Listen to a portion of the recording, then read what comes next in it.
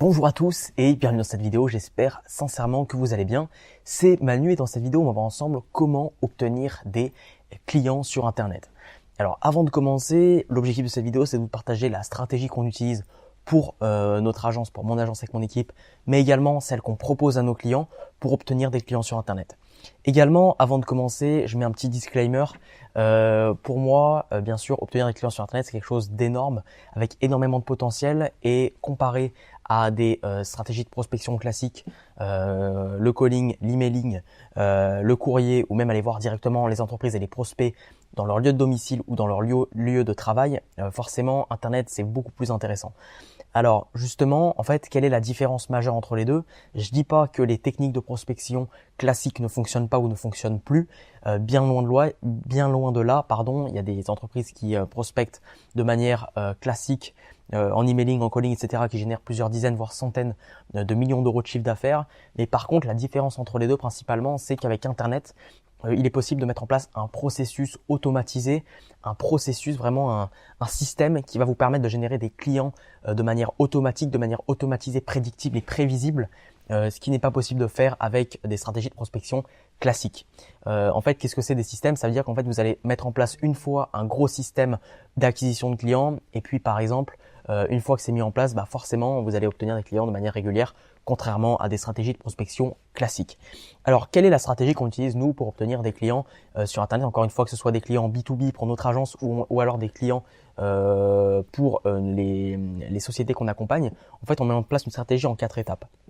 Donc, en fait, l'objectif de cette stratégie, c'est simplement de faire venir des personnes et puis de les convertir en clients. Donc, quelles sont les 4 étapes de cette stratégie? Déjà, on va travailler sur l'audience cible, l'audience type.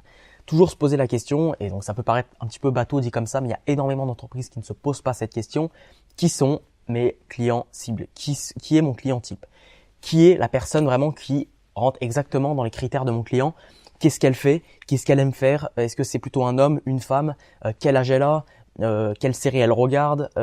Quel événement dans quel événement elle va le week-end? Qui sont ses amis, etc., etc. Vraiment remplir un profil type de client. D'ailleurs, nous on utilise une fiche client. Je vous mettrai dans la description le lien de la fiche client si vous souhaitez la télécharger. En fait, c'est une fiche qu'on remplit à chaque fois qu'on fait une campagne, simplement pour identifier le client type qu'on vise simplement à toucher. Donc, première étape, vraiment définir l'audience, définir le client type. Et pour ça, on utilise du coup la fiche client. La deuxième étape de la stratégie, tout simplement, c'est faire venir du trafic. Une fois qu'on a identifié une audience cible, une audience type qui répond exactement à tous les critères que l'on souhaite toucher, l'idée c'est de faire venir du trafic qui correspond tout simplement à cette audience cible. Donc faire venir du trafic. Et ce trafic, en fait, on le fait venir notamment via différentes stratégies. Donc ça peut être sur Google AdWords, sur Facebook Ads, Instagram. Donc soit on va faire venir du trafic provenant de requêtes que les utilisateurs tapent, par exemple acheter tout simplement acheter des chaussettes en ligne ou des choses comme ça, ou soit on va travailler sur un groupe de personnes, un groupe d'audience qui représente tout simplement et qui est en lien avec l'audience type préalablement définie. Donc vraiment, entre les deux, nous, on met beaucoup plus de budget sur la partie audience. Ça veut dire par exemple Facebook, Instagram, Snapchat, etc. Tout simplement parce qu'on va pouvoir toucher beaucoup plus de personnes et on va pouvoir simplement démultiplier le système. Quand on est sur des stratégies de requêtes, notamment Google AdWords ou même Bing Ads, etc., on va travailler sur des mots-clés et donc on est très vite limité par le nombre de requêtes que les utilisateurs tapent. On ne peut pas toucher plus de personnes que les gens qui cherchent en fait tout simplement votre produit ou service. Donc quand on travaille sur des audiences, on peut multiplier très rapidement les résultats des campagnes. Donc travailler sur des audiences et après on utilise nous une stratégie de contournement où en fait on va réussir à cibler des utilisateurs de manière contournée pour éviter notamment la concurrence. Donc si vous êtes intéressé par cette stratégie, je vous invite à aller voir une vidéo sur ma chaîne précédemment qui s'appelle Stratégie de contournement où je vous explique en fait comment est-ce qu'on fait pour aller toucher des personnes de manière contournée et donc pour diminuer fortement notre coût par acquisition et donc augmenter notre retour sur investissement. Donc voilà, deuxième étape, c'est vraiment faire venir du trafic via différentes stratégies comme le contournement, comme des audiences similaires, etc. Donc je vous invite très fortement à aller voir la vidéo dédiée à ce sujet. La troisième étape de la stratégie, étape très importante, c'est la conversion. Quand on fait venir des personnes, c'est des prospects qui viennent sur vos supports. Ça peut être des sites internet, des landing pages, des formulaires, etc. Mais ce sont que des prospects, des personnes, des visiteurs. Et donc jusqu'à maintenant, ça ne vous rapporte pas d'argent, ça ne vous rapporte pas de contact, ni de vente, ni quoi que ce soit. Donc il faut absolument transformer ces prospects en acheteurs, en clients. Et pour ça, on utilise du coup différentes stratégies qui vous permettent simplement de transformer vos visiteurs en clients. Donc là-dessus, en fait, la conversion, c'est un sujet très important. il y a quelques années et même il y a quelques mois, c'était très simple de faire convertir des clients. Ça veut dire que je sais pas, une personne qui vend par exemple un téléphone, ok, une personne qui vend un téléphone, eh bien simplement elle mettait en ligne une publicité qui redirigeait vers une page d'achat du téléphone et les personnes, voilà, il y avait peut-être entre 5 et 6% des personnes qui voyaient la publicité qui allaient sur la page et qui achetaient le téléphone. Aujourd'hui, ça a beaucoup changé, la concurrence a fortement augmenté, ok. Bon, il y a de plus en plus d'acteurs sur le marché, etc. Et il y a également un facteur confiance qui est de plus en plus intéressant et de plus en plus développé. Les gens maintenant ont peur d'acheter sur Internet, les gens ont peur que les sites qu'ils visitent soient des arnaques, etc. et que ce soit pas forcément à la hauteur de leurs attentes. Également, les lois RGPD avec le CNIL également qui contrôle de plus en plus, etc., favorisent également cette croyance et augmente la peur en fait des utilisateurs. Donc, les stratégies qui fonctionnaient il y a quelques mois, quelques semaines, même quelques jours, c'est vrai, ne fonctionnent plus aujourd'hui, tout simplement dû à la concurrence et au facteur confiance.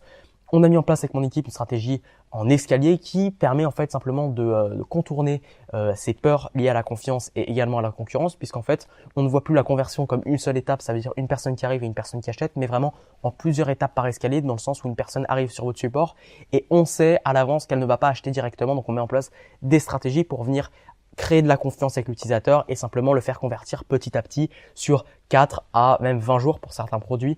Donc voilà, une personne qui arrive sur votre site, c'est la première étape de la conversion. Même si elle n'achète pas, nous on arrive derrière à lui la retargeter, mais également à lui mettre en place différentes stratégies qui lui permettent simplement de monter l'escalier de conversion et puis d'arriver vers la vente directement. Donc encore une fois, si vous êtes intéressé par cette stratégie d'escalier, je vous invite à aller voir sur ma chaîne, il y a une vidéo dédiée à ce sujet qui s'appelle Stratégie de l'escalier. Donc allez la voir, j'explique en détail pendant une vingtaine de minutes, même peut-être 30 minutes, je ne sais plus, simplement cette stratégie. Donc voilà pour la troisième étape, la conversion. Après la quatrième étape, tout simplement, c'est de prendre les trois premières étapes, ça veut dire audience, trafic et conversion, et optimiser et scaler, en fait, ce qu'on appelle dupliquer tout simplement ce système. Donc en fait, vous avez créé un processus en 3 étapes, d'accord? Vous faites venir des personnes, vous les convertissez, donc tout ça c'est automatique, c'est-à-dire que vous allez faire le travail une seule fois et puis une fois que c'est mis en place, bah, simplement ça va se passer tout seul. Et du coup, en fait, simplement l'idée c'est de prendre en place, de prendre ces 3 étapes de la stratégie et d'optimiser en fait à chaque étape et de rajouter forcément du coup de l'optimisation, des tests et d'optimiser sur chaque étape simplement la stratégie en fonction des résultats et de sélectionner uniquement les meilleures audiences, ok, les meilleurs escaliers, pour regarder l'exemple de l'escalier, qui fonctionne le mieux tout simplement pour optimiser en permanence vos campagnes.